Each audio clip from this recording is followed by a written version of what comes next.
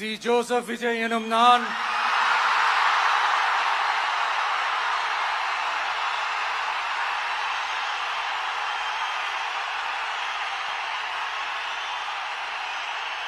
சட்டப்படி அமைக்கப்பெற்ற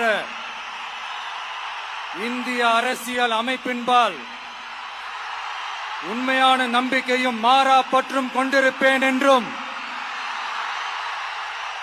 இந்திய நாட்டின் ஒப்பில்லாத முழு முதல் ஆட்சியையும் ஒருமையையும் நிலைநிறுத்துவேன் என்றும்